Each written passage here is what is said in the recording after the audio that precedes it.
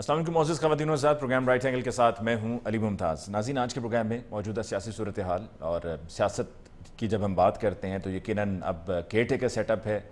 آگے الیکشنز ہونے ہیں۔ اب تک کی تو اطلاعات یہی ہیں کہ جنوری میں الیکشنز ہونے ہیں، لیکن اس پر بھی بہت سے لوگوں کو شکوک و شبہات ہیں۔ کچھ لوگوں کا یہ کہنا ہے کہ دیکھنا یہ ہے کہ اگر باہر سے کوئی امداد آ گئی تو امداد کے آنے کے نتیجے میں ہو سکتا ہے کہ الیکشنز مزید ملتوی ہو جائیں، جبکہ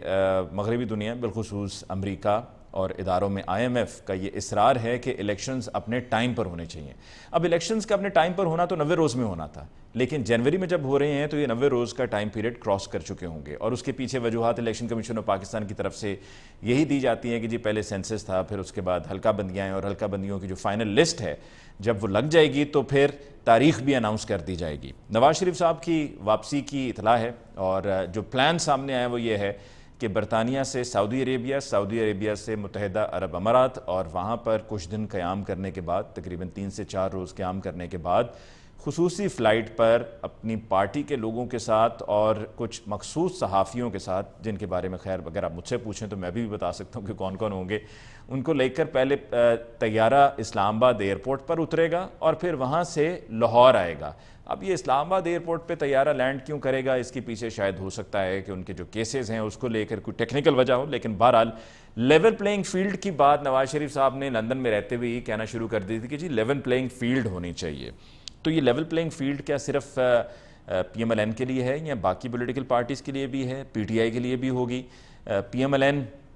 وہ واحد جماعت ہے جو خیر انڈرسٹینڈبلی نواز شریف صاحب کے آنے سے پہلے اپنے جلسے بھی کر رہی ہے، اور لاہور شہر میں چونکہ استقبال ہونا ہے تو لاہور میں جلسے کیے جا رہے ہیں۔ 2 جلسے ہوئے ہیں، اور ان جلسوں میں جو عوام آئی ہے، جب جا کر ان سے بات کی جاتی ہے یا یہ جاننے کی کوشش کی جاتی ہے کہ لائے گئے ہیں یہ خود سے آئے ہیں، تو پتہ یہ چلتا ہے کہ ان کی اس طرح سے نہ تو وہ دلچسپی ہے، اور زیادہ شاید ان کی جو بعد میں کھانے کی دیگیں تیار کی جاتی ہیں ان پر ان کا زیادہ فوکس ہے کہ کھانا تقسیم ہوگا، اور یہی ہمارے آنے کی وجہ۔ اور کئی لوگ تو ایسے تھے کہ جنہوں نے آئے ہوئے جلسے میں پی ایم ایل این کے، اور کہتے ہیں ووٹ ہم نے پی ٹی آئی کو دینا ہے۔ آج کے پروگرام میں ہم اسی حوالے سے گفتگو کریں گے اپنے معزز مہمانوں کے ساتھ۔ ہمیں جوائن کیا ہے پاکستان پیپلز پارٹی سے بیرسٹر عامر حسن صاحب نے، آپ کو بہت بہت شکریہ کہ آپ نے ہمیں جوائن کیا۔ پی ٹی آئی سے ہمیں جوائن کیا ہے ہمایوں میمن صاحب نے، آپ کو بھی بہت بہت شکریہ for joining us on the show tonight. اور پی ایم ایل این سے ہمیں جوائن کیا ہے غوث خان نیازی صاحب نے۔ نیازی صاحب آپ کو بھی بہت بہت شکریہ۔ سب سے پہلے عامر حسن صاحب آپ سے گفتگو کا آغاز کرتے ہیں۔ لیول پلینگ فیلڈ کیا یہ صرف آپ کو نظر آ رہا ہے کہ پی ایم ایل این کے لیے ہے، نواز شریف صاحب کے لیے ہے، یا باقی تمام پولیٹیکل پارٹیز بھی اس لیول پلینگ فیلڈ سے مستفید ہو سکیں گی؟ دیکھیے، ہونا تو چاہیے آئینی طور پہ، لیکن پاکستان کی یہ بدقسمتی رہی ہے کہ الیکشن سے قبل یہ نظر آنے لگتا ہے کہ کوئی پولیٹیکل پارٹی فیورٹ بن رہی ہے اداروں کی، اور پھر اس پولیٹیکل پارٹی کو بھی مزہ آنے لگتا ہے اداروں کے پیچھے چھپ کے سیاست کرنے کا۔ پاکستان پیپلز پارٹی کیونکہ ہمیشہ سے اداروں کا احترام تو کرتی ہے، لیکن اداروں کا بغل بچہ نہیں بنتی ہے۔ اداروں کے کسی بھی چیف جسٹس کے ہمارے اوپر نظر کرم نہیں ہوتا، مطلب جسٹس افتخار چودھری ہے تو پی ایم ایل این ان کی لاڈلی تھی یا وہ ان کے سرپرست تھے، ثاقب نثار کی تحریک انصاف سے پینگیں تھی یا بندیال صاحب سے، ہمارا کسی کے ساتھ نہیں ہے۔ اسی طرح کوئی ایسا الیکشن کمشنر آپ نہیں بتا سکتے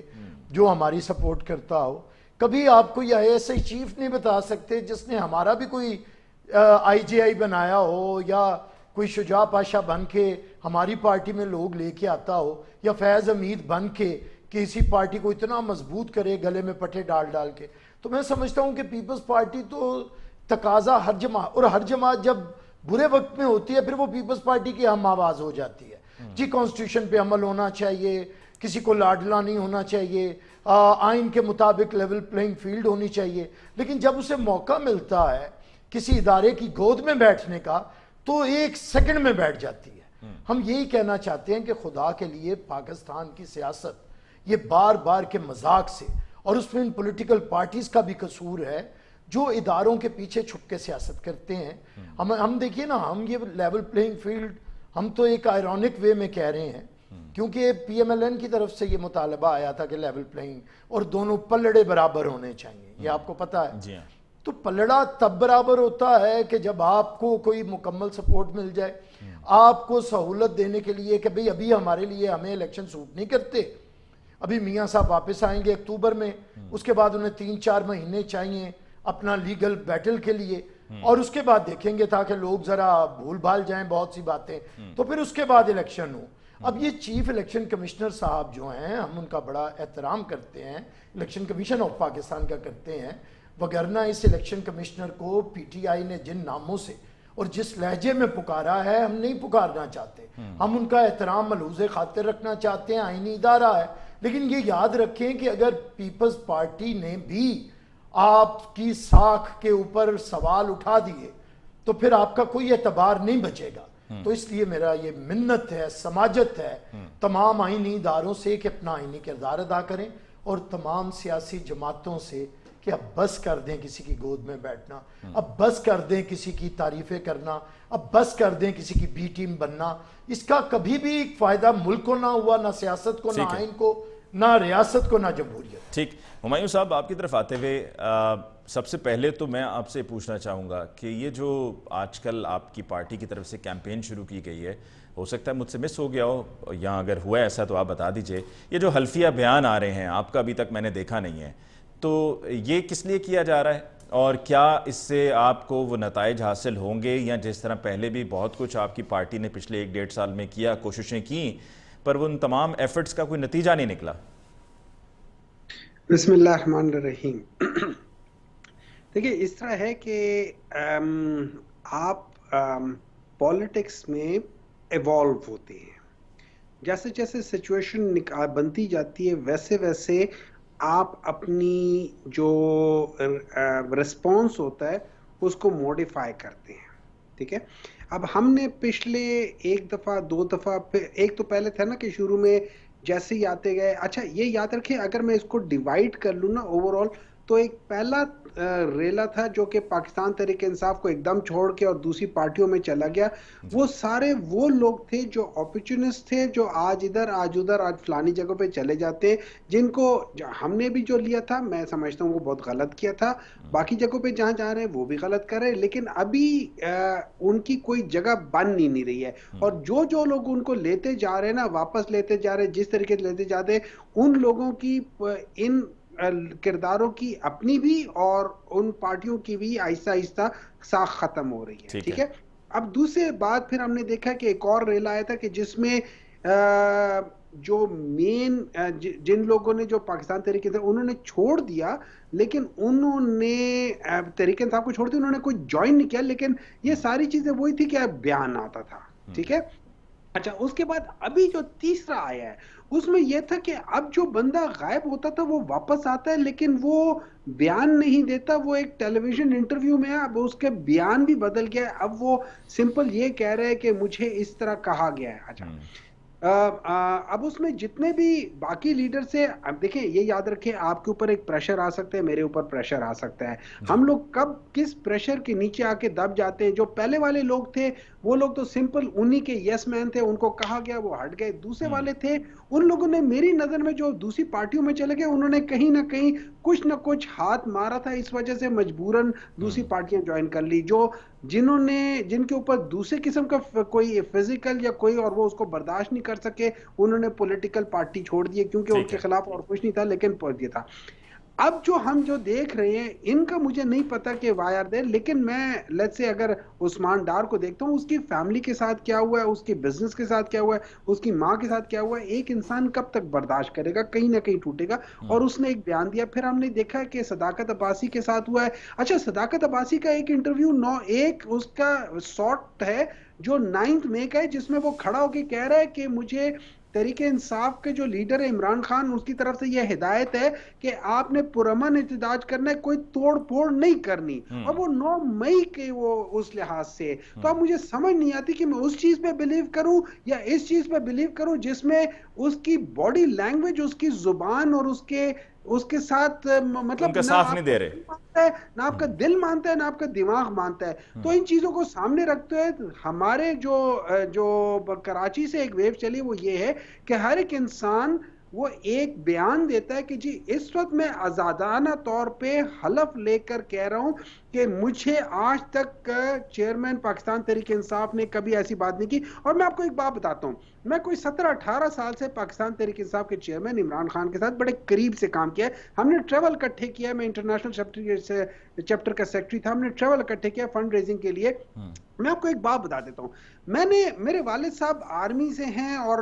بہت سارے اس وقت جو پریزنٹ جنرلز ہیں ان میں سے بہت سارے ایسے ہیں جو ان کے اسٹوڈنٹس بھی رہ چکے ہیں, ٹھیک ہے. میں آپ کو ایک بات بتاتا ہوں, میں اپنے جب والد صاحب کو دیکھتا ہوں یا میرے بردر ان لو ہیں وہ ایئر فورس سے ایئر وائس چیف ریٹائر ہوئے ہیں, ان کو جب میں دیکھتا ہوں اور جب میں عمران خان کو دیکھتا تھا, میں نے عمران خان کو ان سے شاید زیادہ ہی محب وطن دیکھا ہوگا, ان سے کم نہیں دیکھا ہوگا. مجھے نہیں معلوم کہ کوئی ایسا شخص جس کو اللہ تعالیٰ نے اس دنیا میں ہر ایک پالیٹکس میں آنے سے پہلے اتنا کچھ دے دیا کہ آپ دیکھیں ان سے چھوٹے قد کے لوگ, میں اس لحاظ سے نہیں کہتا ہوں چھوٹا قد ایز ان برا وہ, لیکن ان سے چھوٹے جیسے وسیم اکرم ہے,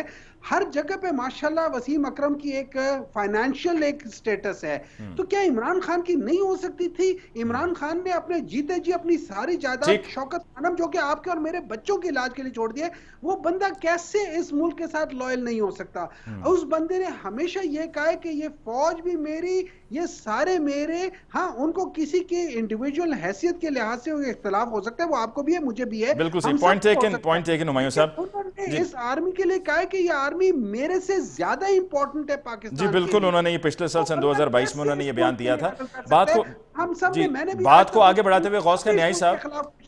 جی غوث خان نیائی صاحب, جو کچھ ابھی ہمایوں صاحب نے کہا اس پر آنے سے پہلے اور اس پر آپ کا رد عمل لینے سے پہلے, نواز شریف صاحب کی جو واپسی ہے اس میں کوئی خاص وجہ ہے کہ پہلے وہ اسلام آباد طیارہ لینڈ کرے گا اور پھر اس کے بعد وہ لاہور کے لیے پرواز کریں گے اور پھر لاہور پہنچ کے تو پھر آگے جو بھی لائے عمل ہے وہ اس کو طے کیا جائے گا؟ کیا وجہ ہے, اسلام آباد پہلے کیوں؟ جی نیائی صاحب, قطر سے یا دبئی سے جو وہ جی اور اس پہ یہ بات نیاز صاحب کی طرف سے کنیکٹیوٹی کا ایشو ہے. ہم ایک وقفہ لے لیں جی, ایک وقفہ لیتے ہیں, وقفے کے بعد واپس لوٹ کر آئیں گے تو پھر دیکھتے ہیں کہ اگر اس وقت نیاز صاحب کی طرف سے جو کنیکٹیوٹی ہے وہ بہتر ہوگی تو پھر نیاز صاحب کو موقع دیں گے رسپونڈ کرنے کا. جی ملاقات ہوگی بریک کے بعد.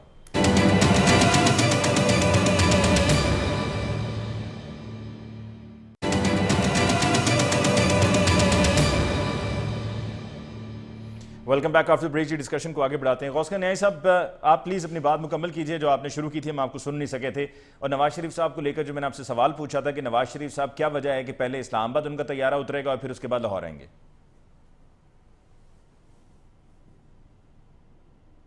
علاوہ نواز شریف صاحب تشریف لا رہے ہیں, چاہے وہ کراچی سے ہیں, اسلام آباد سے ہیں, ظاہر ہے سیکورٹی فورس. جی نیائی صاحب کی ویڈیو دوبارہ سے سٹک ہو گئی ہے, ہم اس کو ریزالو کرنے کی کوشش کرتے ہیں. کس ٹائم پہ آئیں گے؟ جی ہم اسے ریزالو کرنے کی کوشش کرتے ہیں. عامر حسن صاحب, جو ابھی ہمایوں صاحب نے باتیں کی, کیا آپ کو ڈو یو تھنک کہ ان میں سبسٹنس ہے؟ دیکھیے پولیٹکس کرنا سب کا بنیادی حق ہے اور ہم اس حق کو تسلیم کرنا تو سارے کہہ دیتے ہیں کہ ہم اس حق کو تسلیم کرتے ہیں. ہم نے اس حق کے لیے جدوجہد کی ہے جبکہ کوئی بھی سیاست نہیں کر رہا تھا, جبکہ کوئی بھی سیاسی شعور کے لیے جدوجہد نہیں کر رہا تھا. ہم کر رہے تھے اور پاکستان پیپلز پارٹی نے ہی یہ سارے حقوق دیے ہیں اور اس کے لیے جدوجہد کی ہے, اس کے لیے بڑے بڑے مشکل وقت دیکھے ہیں. دیکھیے پولیٹیکل ورکر ایک ٹریننگ کے ساتھ ہوتا ہے. جی پی ٹی آئی کے اوپر مشکل وقت ہو سکتا ہے کمپیریٹیولی ان کے اپنے وقتوں میں, لیکن یہی وقت ہے کہ تحریک انصاف نے یہ ثابت کرنا ہے کہ وہ پولیٹیکل پارٹی ہے یا فین کلب ہے. اور اگر آپ ویسے یہ پی ٹی آئی نے ثابت کرنا ہے یا یہ عوام میں جب ووٹ جانے کا ٹائم آئے گا اور عوام ووٹ دے نہ دے, عوام طے کر لے گی؟ وہ پی ٹی آئی ثابت کرے گی نا, ظاہر ہے پی ٹی آئی اپنے کینڈیڈیٹس دے گی. اگر کینڈیڈیٹ کھڑے رہے, یہ تو میں آج دیکھ رہا ہوں سینیٹر صاحب کو, لیکن زیادہ تر ٹی وی چینلز پہ اگر آپ دیکھیں تو 95% عمران خان کے وکیل اب انہیں ریپریزنٹ کر رہے ہیں نا. آج کل پی ٹی آئی وہ ہیں, مطلب آپ 4-5 وکیل ہیں, وہ آج کل کوئی ایک مقدمے میں پیش ہو گیا تو وہ پی ٹی آئی کو ڈیفینڈ کرنے لگا ہے. پی ٹی آئی کے وہ 100 وزیر جو مرکز میں تھے اور سینکڑوں وزیر جو صوبوں میں تھے اور اس کے اتنے کارکن جو یہ کہتے تھے لاکھوں کی تعداد میں یا عہدیدار وہ کدھر چلے گئے سارے نا, وہ کیوں ریپرزینٹ نہیں کرتے؟ اس کا ہمایوں صاحب سے میں سوال پوچھوں گا, جواب تو میرے پاس بھی ہے لیکن اگر ہمایوں صاحب دے دو بہتر ہے. تو میں یہ سمجھتا ہوں کہ اب تو انہوں نے ثابت کرنا ہے کہ اگر یہ پولیٹیکل پارٹی رہیں گے, کینڈیڈیٹ کھڑے رہیں گے, اگر عثمان ڈار جاتے رہے, اس طرح کے دوسرے کینڈیڈیٹ عباسی صاحب جیسے بھاگتے رہے, تو پھر کوئی کینڈیڈیٹ ہونا یہ پولیٹیکل پارٹیوں کے لیے خود بھی وکیل ہیں عامر حسن صاحب, تو کیا یہ جو بیانات ہیں عثمان ڈار صاحب کا, صداقت عباسی صاحب کا, کیا یہ عدالتوں میں یہ قابل قبول ہوں گے, ان کو ایکسیپٹ کیا جائے گا, مانا جائے گا؟ دیکھیے یہ تو ایک ٹرائل کے معاملے میں 164 کے تحت کا بیان ہوتا ہے, لیکن میں نہیں سمجھتا کہ کوئی اتنے اسٹرانگ ہوں گے. ہاں اس کے ساتھ اگر ثبوت جاتے ہیں, ان کی کوئی ان کے ساتھ گفتگو ہے یا انہیں کوئی ایویڈنس آیا ہے جس میں کلیئر کٹ ہدایات ہوں, عمران خان کی آواز ہو, عمران خان کی طرف سے کوئی لیٹرز ہوں, تو وہ چیزیں تو پھر ثبوت کے طور پہ ہوں گی. محض یہ کہہ دینا ثبوت نہیں ہوگا کہ ہمیں عمران خان نے کہا تھا. لیکن میرے تک جتنی خبر ہے آپ تک بھی پہنچی ہوگی کہ یہ محض کہنا نہیں ہے, پورے ثبوت موجود ہیں, پوری جو پلاننگ کی گئی وہ چیزیں موجود ہیں. اب دیکھیے یہ پی ٹی آئی نے کیا تو ہے, ایک چیز ان کی واضح تھی, ایک عمران خان ہی تھے نا جو ٹرین کر رہے تھے, عمران خان ہی کہہ رہے تھے اگر میں گرفتار ہوا تو ایسے ہو جائے گا, تو میں یہ کر دوں گا. دیکھیے یہ کس نے سکھایا پاکستان کے اندر جنرلز کو میر جعفر, میر صادق کہنا؟ آپ کو پتا ہے فوج کے لوگ سب سے زیادہ جس چیز سے نفرت کرتے ہیں وہ غداری سے کرتے ہیں, اور اگر انہیں آپ میر جعفر, میر صادق کہیں گے, انہیں آپ جانور کہیں گے, انہیں آپ کہیں گے میں تیری کھال اتار دوں گا, تجھے لٹکا دوں گا, اچھا پھر میں چھوڑوں گا نہیں, اور اس کے بعد آرمی کے علامتوں کے اوپر حملہ ہو بھی, اور حملہ کرنے میں عمران کی بہنیں پیش نہیں ہیں, عمران کا بھانجا پیش نہیں ہے, عمران کے سارے عہدیدار, تو اب یہ کسے, دیکھیے اتنا بھی نہ کھیلیں کہ اب کھیلنا ہے, ہم نے سب کچھ کیا بھی ہے تو قصور ماننا بھی نہیں ہے. اب جو 9 مئی کو ہوا ہے اس کے ذمہ داری تو ان پہ آئے گی. ہم تو یہ کہہ رہے ہیں کہ آپ ٹائملی سچ بول لیتے کہ آپ کیوں اس کی گود میں بیٹھ کے آئے تھے جنرل باجوہ کی, آپ کیوں گود میں بیٹھ کے آئے تھے فیض حمید کی, آپ نے فیض حمید کے کہنے پہ موجودہ جنرل کے خلاف بغاوت کرنے کی کوشش کیوں کی, آپ نے کیوں یہ کوشش کی کہ آرمی چیف کو ہٹا دیا جائے, یا آپ کو جنرل فیض اگر کہہ رہا تھا تو اس میں آپ کا سیاسی مفاد کیا تھا؟ تو میں سمجھتا ہوں اس کے باوجود میں سمجھتا ہوں جو بات پوزیٹیو ہے کہ پی ٹی آئی کے جو پولیٹیکل لوگ ہیں وہ آگے بڑھیں اور پولیٹکس کو سنبھالیں. ٹھیک ہے, صداقت عباسی صاحب اور عثمان ڈار صاحب کا بیان آپ کو لگ رہا تھا کہ وہ ایٹ ہز اون ول وہ کہہ رہے تھے یا ہی واز انڈر پریشر؟ اب دیکھیں بالکل میں نہیں کہتا انڈر پریشر تو تھے, یہ سے کوئی اپریشیٹ بھی نہیں کرنا چاہیے, لیکن ایک پولیٹیکل ورکر اگر انڈر پریشر, چلے میں مثال دیتا ہوں, ہمارے ہزاروں لوگ کلے میں گئے, اس وقت کوئی میڈیا نہیں تھا, کوئی ترس ڈلوانے کے لیے کوئی سوشل میڈیا نہیں تھا, ہمارے لوگوں نے جوانیاں, میں یہ لاہور کے کس کا نام لوں, آغا نوید اگر کوئی جانتا ہے پولیٹیکل ورکر کو تو اس کا جسم اسے چلنا مشکل تھا جب وہ قلعے سے آیا, ایک قدم نہیں اٹھا سکتا تھا. لوگوں نے زندگیاں اپنی برباد کر دی, کسی نے نہیں لکھ کے دیا. یہاں پہ ہم نے ہی ورکر پیدا کیے نا, کہ ہم نے army, general Zia army chief تھا, پھانسی ہوئی, ججوں نے دی, نہ ہم نے سپریم کورٹ کو آگ لگائی, نہ ہم نے جرنیلوں کے گھروں کو لگائی. ہاں ہمارا ورکر جو بڑا جیالہ تھا اس نے خود کو آگ لگا لی. تو یہ ہوتا ہے احتجاج کا ایک انتہا. ہم کبھی اداروں کے اوپر اور اداروں کے اوپر حملہ آور ہونے کا مطلب ریاست کے اوپر حملہ آور ہونا. ٹھیک ہے, ریاست سب سے اگر پہلے اب کوئی ہوا ہے تو اس کا رزلٹ تو اسے ہمایوں صاحب آپ اس پر رسپونڈ کرتے ہوئے ایک تو ذرا یہ بھی نقطہ جو اٹھایا ہے عامر حسن صاحب نے کہ جی آپ کی پارٹی کے اب نمائندے کوئی نہیں آتے ٹیلی ویژن چینلز پہ, وکلا جو ہیں وہ نمائندگی کر رہے ہوتے ہیں. دیکھیے اس طرح ہے کہ اس میں کوئی شک نہیں ہے کہ زیادہ تر لوگ جو ہیں نا وہ اس وقت ایک خوف کے عالم ہے, اور اس کی وجہ کیا ہے. دیکھیے جیسے انہوں نے کہا ہے کہ ان کے لوگوں نے کوڑے بھی کھائے, ان کے لوگوں کے اوپر الذوالفقار کا مہر بھی لگا, ان کے اوپر یہ بھی کہا گیا کہ انہوں نے ایک پی آئی اے کو اغوا کیا تھا and so on so forth. ٹھیک ہے, اور مجھے پتا ہے کہ ڈس آن کر, آپ بھی ڈس آن کریں نا, سن لینا, آپ عمران خان کو ڈس آن کریں. محترمہ نے اپنی زندگی میں الذوالفقار کو ڈس آن کیا تھا. بات مکمل کریں, پھر اس کے بعد آپ کریکٹ کر دیجیے گا انہیں جب آپ کی ٹائم نہ ہو. آپ اپنی باری میں جو مرضی کہنا کہتے ہیں. جی ہمایوں صاحب پلیز میں نہ بولا کریں. جی پلیز. ہاں this is there are certain ethics of. جی پلیز, وہ خاموش ہیں, وہ آپ کو سن رہے ہیں. جی ٹھیک ہے, تو اس میں وہ سارے الزام لگے, ٹھیک ہے, اور ساری چیزیں ہوئی اور بہت سارے, لیکن اس وقت جو حالات ہوتے تھے نا وہ یہ ہوتے تھے کہ اگر میں نے کچھ کیا تو میری حد تک ہے، اگر میں قلعے میں ہوں، اگر میں ڈنجن میں ہوں یا کسی جگہ پہ ہوں تو میں ہوں، میری ماں کو کوئی نہیں کچھ کہے گا، میرے بچوں کو کوئی کچھ نہیں کہے گا، میری بہن کو، میرے بہنوئی کو، میرے بزنس کو، ان سب چیزوں کو کوئی کچھ نہیں کہے گا۔ یہ چیزیں ابھی یہ ریسنٹلی دیکھنے میں آنی شروع ہوئی ہیں، یہ جو پچھلی جو انفارچونیٹلی آپ کی پارٹی اس گورنمنٹ کا حصہ تھی پی ڈی ایم کا، کہ جن لوگوں نے یہ سارے کام کرنے شروع کیے تھے۔ So it is very unfortunate کہ مطلب آپ جیسی ایک جو آپ کہہ رہے ہیں کہ ایک بہت باشعور پولیٹیکل پارٹی ہے، you were part of that government who took all those decisions. ہم ایک آدمی ایک جگہ سے نکلتا ہے، اس کو جب عدالت کہتی ہے کہ اس کو بری کرو تو اس کو دوسرے ایم پی او کے تحت آپ کر لیتے ہیں۔ اچھا ایک شخص نے بات کی ہے اسلام آباد میں، آپ دادو میں اس کے خلاف پرچہ کاٹ دیتے ہو، اور ایک ہی چیز کے اوپر 10 پرچے کاٹ دیتے ہو۔ یہی وہ وجوہات تھی کہ جس کے پیچھے، اور آپ پھر بتاتے بھی نہیں، آپ کی گورنمنٹ، آپ کے جو اٹارنی جنرل تھے وہ بتاتے بھی نہیں تھے کہ ڈاکٹر ہمایوں کے اوپر کون کون سے کیسز ہیں۔ تو پھر عدالت کو مجبوراً کہنا پڑتا تھا کہ یار یہ 50 کیسز، اور اگر اس کے علاوہ کوئی اور کیسز آپ لوگوں نے نہیں بتائے ہوئے ہمیں تک تو ان پہ بھی ہم ان کو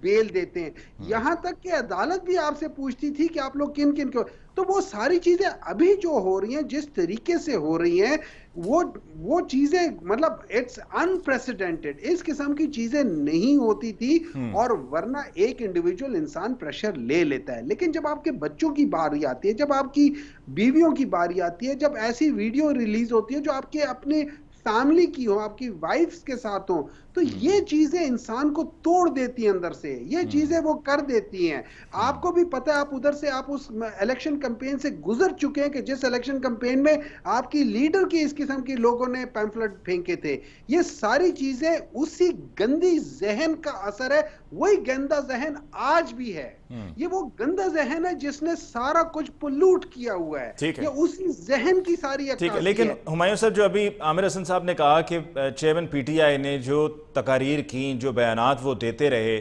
جہاں پر آپ نے یہ بیان کوٹ کیا کہ انہوں نے کہا جی یہ ملک بھی میرا ہے، یہ فوج بھی میری ہے، اور میرے سے زیادہ اس فوج کی ملک کو ضرورت ہے، وہیں پر جو ان کی دیگر تقاریر ہیں جس میں ریاستی اداروں کے سربراہوں کو مخاطب کر کے ان کے حوالے سے یا نام رکھے جاتے رہے، تو ایک ذہن تیار کیا جاتا رہا لوگوں کا، اور ان کو اس طرف لا کر پھر ایسا ایک سین کریٹ کر دیا گیا، یا جو ایک ذہن ایسا تیار ہو چکا تھا کہ پھر 9 میں ہوا۔ بالکل آپ صحیح کہہ رہے ہیں۔ اچھا ایک اور چیز ہے، آپ نے بالکل صحیح کہا، اور یہ شاید نہیں ہونا چاہیے تھا، یا جو بھی ہے جیسے بھی ہے، لیکن مجھے بعض چیزیں یا وہ کہتے ہیں نا یاد ماضی عذاب ہے یا رب، مجھے ان لوگوں کا بھی پتہ ہے جنہوں نے کہا تھا کہ ہم آپ کے ادارے کی اینٹ سے اینٹ بجا دیں گے۔ وہ کس کے بارے میں زرداری صاحب نے کہا تھا؟ نہیں، وہ کس کے بارے میں کہا تھا؟ کسی ادارے کے بارے میں کہا تھا، میرے خیال میں یہ باہر جو گیٹ پہ جو لوگ کھڑے تھے ان کے بارے میں کہا تھا، یہ ہماری آرمی کے بارے میں نہیں کہا تھا۔ ہم نے ان لوگوں کو بھی دیکھا ہے جن لوگوں نے نام لے کر انگلینڈ سے اور یہاں سے اور کیا کیا کر کے کیا کیا نام نہیں لے، دیکھیں بات یہ ہو جاتی ہے کہ سب لوگوں نے بعض چیزیں کی ہیں، اور اس میں اگر آپ اگر آج ہم لوگوں کو اپنے آپ کو بڑا کرنے کی کوشش کرتے ہیں، رہی بات یہ جو کہتے ہیں نا کہ یہ ان کی گود میں آ جانا، دیکھیں میری بات سنیں، اگر بے نظیر بھٹو صاحبہ اس میں آ جاتی فرسٹ ٹائم 1988 میں بغیر کسی ڈیل کے آتی، تو آپ کا کیا خیال ہے اسحاق ڈار کو پریزیڈنٹ بناتی؟ اسحاق ڈار کیوں اسحاق ڈار کہہ رہا ہوں، وہ غلام اسحاق خان، اسحاق خان صاحب، وہ اسحاق خان صاحب کیوں پریزیڈنٹ بنے تھے؟ That was a part of deal, ورنہ کوئی بندہ اپنے پریزیڈنٹ کسی اور کو بناتا ہے؟ نہیں بناتا۔ اچھا اس کے بعد یہ جو 2008 میں آئے تھے، یہ سارے واپس جب آئے تھے، یہ کیا ہوا تھا؟ یہ ڈیل ہی ہوا تھا۔ این آر او کیا تھا؟ این آر او دیکھیں ہر ایک شخص، ہر ایک پولیٹیکل پارٹی نے کی ہیں جو کہ ہم سب کو نہیں کرنی چاہیے، بشمول پی ٹی آئی ہم سب کو نہیں کرنی چاہیے تھی۔ ہمیں بعض دفعہ ہمیں سیکھنا پڑے گا کہ ہمیں پولیٹیکلی اپنے آپ کو اتنا سٹرونگ کرنا ہے کہ جب پیپلز پارٹی کے اوپر سخت وقت آئے تو پاکستان تحریک انصاف والے خوشیاں نہ منائیں، اور کمپرومائزز نہ کرنے پڑے۔ غوث خان نیائی صاحب، آپ تک میری آواز آ رہی ہے؟ جی نیائی صاحب، آپ مجھے سن سکتے ہیں؟ نیائی صاحب وہ ذرا پلیز بتا دیجئے گا، جو میں نے آپ سے پہلے پوچھا اس وقت آپ سے بات نہیں ہو پا رہی تھی، آپ کی آڈیو اور ویڈیو سٹک ہو رہی تھی، کہ نواز شریف صاحب پہلے اسلام آباد آ رہے ہیں، پھر اس کے بعد انہیں لاہور آنا ہے، یہ کوئی حکمت عملی ہے یا کوئی کیسز کو لے کر معاملہ ہے کہ جس کی وجہ سے پہلے اسلام آباد لینڈ کریں گے اور پھر اس کے بعد لاہور، وہ بھی بائی ایئر لاہور آئیں گے؟ دیکھیں جی اسٹیجلی آخر تک جو سیکورٹی معاملات ہیں اس کی وجہ سے اسٹیجلی وقت کے ساتھ بدلتی رہے گی. پہلے خیال تھا کہ جی لاہور ایئرپورٹ سے پھر ہیلی کاپٹر میں آئیں گے, تو آخر تک یہ کچھ نہ کچھ اسٹیبل بدلتی رہے گی کیونکہ سیکورٹی تھریٹ. کیا نواز شریف صاحب کو کوئی تھریٹس ملی ہیں؟ جی بالکل ہیں. کیا آپ کو ایسا کچھ خطرہ محسوس ہو رہا ہے کہ جیسا کہ جب محترمہ واپس آئیں تھیں پاکستان 2007 میں, تو وہیں کہیں کچھ اس کا ریپلیکا خدا نہ خواستہ کوئی آپ کو ایسی تھریٹس ہیں, کوئی انفارمیشن موصول ہوئی ہے, کوئی سیکیورٹی اداروں نے آپ کو اطلاع دی ہے؟ جی بالکل ہو سکتا ہے اور ہوتا رہا ہے. ریسنٹلی فضل الرحمان صاحب پہ ہوا ہے, حافظ عبداللہ پہ ہوا ہے, تو کچھ بھی ہو سکتا ہے. تو اس لیے سیکورٹی آخر تک, اور سیکورٹی جو لوگ ہوتے ہیں آخر تک اسٹیجلی بدلتے ہیں کہ کس روٹ سے آنا ہے, کہاں سے آنا ہے, بائی روڈ آنا ہے, وہ بدلتے رہتے ہیں. اور نواز شریف صاحب سعودی عربیہ اور پھر اس کے بعد متحدہ عرب امارات ہوتے ہوئے پاکستان اس لیے آ رہے ہیں کہ وہاں سے کچھ گارنٹیز لے رہے ہیں؟ گارنٹیز آپ یہ تو نہیں کہ گارنٹی آپ مل رہی ہے, ظاہر ہے جو پہلے جو ترک کی جو نہیں, کیونکہ اس سے پہلے بھی تو نواز شریف صاحب جب گئے تھے تو پھر اس کے بعد جب واپس آئے تھے تو وہ گارنٹیز پر ہی آئے تھے نا, ڈیل کر کے ہی آئے تھے. نہیں ڈیل تو دیکھو نا, ہمارے اسلامی ممالک ہیں وہ بھی پریشان ہیں کہ پاکستان کی معاشی حالات جو ہیں کیسے ہیں. ظاہر ان کو ایک شخص جو پاکستان سے گئے ہوئے جن کو 4 سال ہو گئے ہوں, ان کو پاکستان واپس آنے کا جب انہوں نے طے کر لیا ہے تو وہ تو چاہیں گے کہ میں فوراً اپنے لوگوں میں پہنچوں, نہ کہ ایک رستے میں پہلے سعودیہ سٹاپ اوور اور پھر اس کے بعد متحدہ عرب امارات. اور یہ دونوں متحدہ عرب امارات اور سعودیہ پہلے ایک دفعہ ہو چکے ہوئے ہیں. تو کیا آپ کو پابندی ہے کہ نہیں جا سکتے؟ نہیں, مجھے ایک پوری ایک سوچ ہے, ایک تاثر ہے, ماضی میں بھی ایسا ہوا کہ وہاں پر معاملات طے کیے جاتے ہیں, وہاں سے گارنٹیز لی جاتی ہیں اور ان کی گارنٹیز کے نتیجے میں پھر واپسی ہوگی اور پھر اس کے بعد حکومت بھی ہو سکتا ہے مل جائے. حکومت انشاءاللہ تو ملے گی, عوام کی طاقت سے ملے گی, اللہ تعالیٰ کی مہربانی سے ملے گی حکومت. اور جس طرح میں لوگوں کی سوچ میں تبدیلی دیکھ رہا ہوں, چونکہ میں گراس روٹ لیول پہ سیاست کرتا ہوں, میں ساری چیزیں دیکھ رہا ہوں. الحمدللہ بہت لوگوں کی سوچ میں تبدیلی ہے اور لوگ سمجھتے ہیں کہ اس وقت جو پاکستان کو حالات کو, معاشی حالات کو جو ٹھیک کر سکتا ہے,